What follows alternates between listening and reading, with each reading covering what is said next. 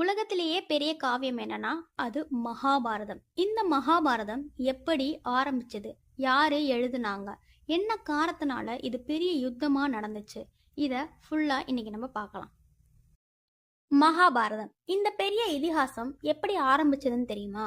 ரொம்ப ரொம்ப ரொம்ப வருஷங்களுக்கு முன்னாடி தேவலோகத்துல இருந்த அஷ்டவசுக்கள்லாம் சேர்ந்து ஒரு தப்பு பண்றாங்க.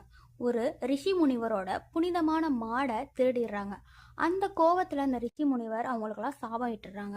நீங்க எல்லாருமே அடுத்த ஜென்மத்துல மனுஷங்களா பிறக்கணும் அப்படின்னு. பயந்த வசுக்கள்லாம் கங்காதேவி கிட்ட போய் உதவி கேட்குறாங்க. நாங்கள் பிறந்து இந்த பூமியில் ரொம்ப நாள் வாழ எங்களுக்கு விருப்பம் இல்லை. எங்களை நாங்கள் பிறந்த உடனே இந்த சாபத்துலேருந்து எங்களை விலக்கி விடுங்க அப்படின்னு கேட்டோடனே கங்காதேவியும் அதுக்கு ஒத்துக்கிறாங்க. அதுக்கப்புறம் சில காலங்களுக்கு அப்புறம் மன்னர் சாந்தனுவும் கங்காதேவியும் காதலிக்கிறாங்க. திருமணம் பண்ணிக்கலான்னு முடிவு பண்ணுறாங்க. அப்போது திருமணம் பண்ணிக்கலான்னு முடிவெடுத்த போது கங்காதேவி வந்து சொல்கிறாங்க சாந்தனு கிட்ட, நான் வந்து என்ன பண்ணாலும் நீங்கள் என்ன கேள்வியே கேட்கக்கூடாது. அப்படிங்கும் போது மன்னர் சாந்தனுவும் கண்ணை மூடிக்கிட்டு அதுக்கு ஒத்துக்கிறார். சரி, நீ என்ன பண்ணாலும் நான் கேள்வி கேட்க மாட்டேன் அப்படின்னு. அதுக்கப்புறம் ரெண்டு பேரும் கல்யாணம் பண்ணிக்கிறாங்க. அவங்களுக்கு குழந்தைங்க பிறக்குது. ஆனால் அந்த கங்கா அந்த பிறக்கிற எல்லா குழந்தையுமே நதியில் போடுறாங்க. இந்த மாதிரி ஒரு 7 குழந்தைங்களை அவங்க நதியில் போட்டுக்கிட்டே இருந்தாங்க. அது வரைக்குமே அந்த சாந்தனு மன்னர் வந்து அமைதி காத்துட்டே இருந்தார். ஏன்னா அவங்க சொல்லியிருக்காங்க, நான் என்ன பண்ணாலும் நீங்கள் கேள்வி கேட்கக்கூடாதுன்னு.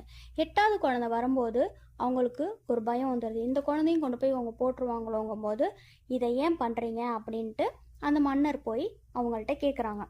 அப்போ அந்த கங்காதேவி சொல்கிறாங்க, இவங்க எல்லாருமே வந்து அஷ்டவசுக்கள், இவங்களுக்கு பெரிய சாபம் இருக்கு. நான் இப்படி பண்ணாதான் இவங்க அந்த சாபத்திலேருந்து விடுவிக்க முடியும் அப்படின்றாங்க. அவங்க அந்த கேள்வி கேட்டதுனால அவங்க அந்த 8வது குழந்தைய தண்ணியில போடல. அந்த 8வது குழந்தை தான் பீஷ்மர்.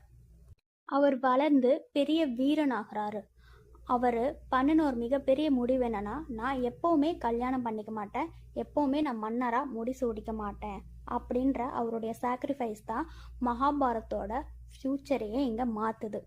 மகாபாரதம் ஆரம்பிக்கிறது இந்த அஷ்டவசுக்களோட சாபங்களோடையும் சாந்தனு மன்னர் கங்காதேவியோட ஒரு காதலோடையும் பீஷ்மரோட தியாகத்தாலையும் தான் ஆரம்பிக்குது. இந்த கதையில இருக்கிறது ஹிஸ்ட்ரி கிடையாது, நம்மளோட லைஃப் லெசன். இந்த வீடியோ உங்களுக்கு பிடிச்சிருந்தா லைக் பண்ணுங்க, ஷேர் பண்ணுங்க. இந்த மாதிரி இன்ட்ரெஸ்டிங்கான எபிசோட் பார்க்கறதுக்கு நம்ம சேனலை மறக்காம சப்ஸ்கிரைப் பண்ணுங்க.